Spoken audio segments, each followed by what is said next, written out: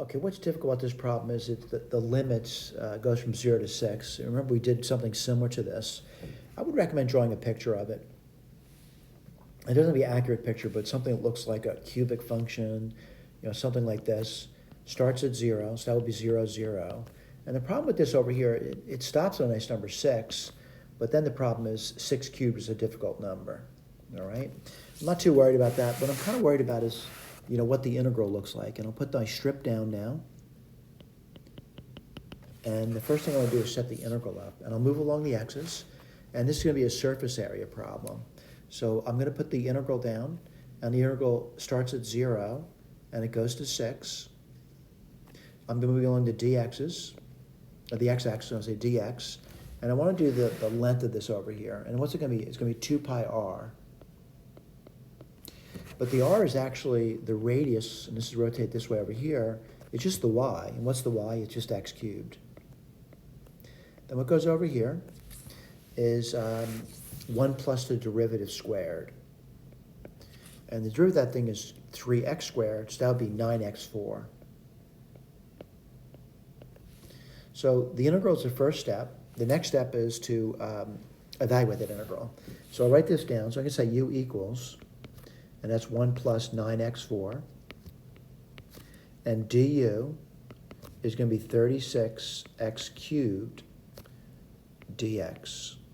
Now let's do this now. And this is the trouble now. And I'll tell you what the trouble is. It's the limits of integration now. They're huge. So for example, the first one is going to be 0. Oh, I'm sorry, not 0. What am I saying?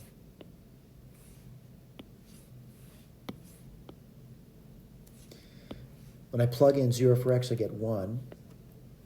I did it again.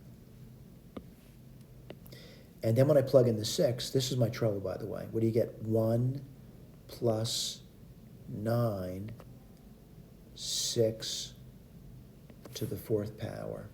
That's trouble, isn't it? Let's write the rest of the stuff down. 2 pi. Let me go through what I've just done so far. I've done this, I've done this, I've done this. I want to do this now, which is x cubed dx. What's x cubed dx? It's 1/36 of a du. I'll write this over here. All right? And then I got that radical. And what's it going to be? It's going to be u to the 1/2 power. Well, let's take a look at it. It's pi over 18. And then you're going to take the u. The power of that's 1/2. You're going to add 1 to that, which is 3/2. And you're going to divide by 3/2 or multiply by 2/3. And this limit of integration goes from 1 to 1 plus 9 times 6 to the 4th power. All right, let's keep going. And so far, I really haven't had much trouble with the arithmetic at this point, but that's 9 times 6 to the 4th power is a little kind of cumbersome, isn't it? So what do you get? 2 goes into 18 9 times, and 9 times 3 is 27.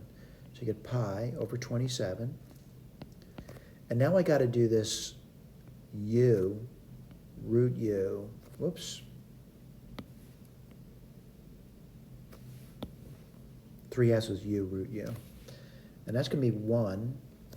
And I got to do the arithmetic now. And it's problematic. But 6 to the 4th is actually 36 times 36. I'll do that first, by the way. 6 times 6 is 36. 6 times 3 is 18. And 18 and 3 is 21. Now 3 times 6 is 18.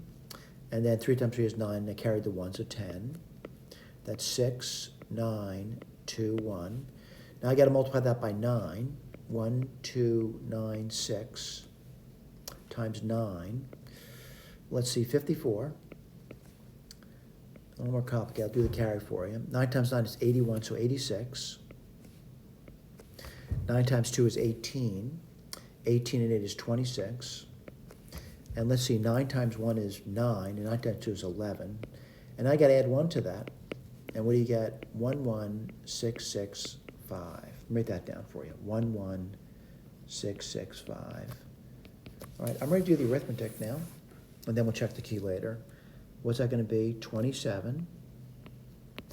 This is going to be pi. And what do you get over there? 11665.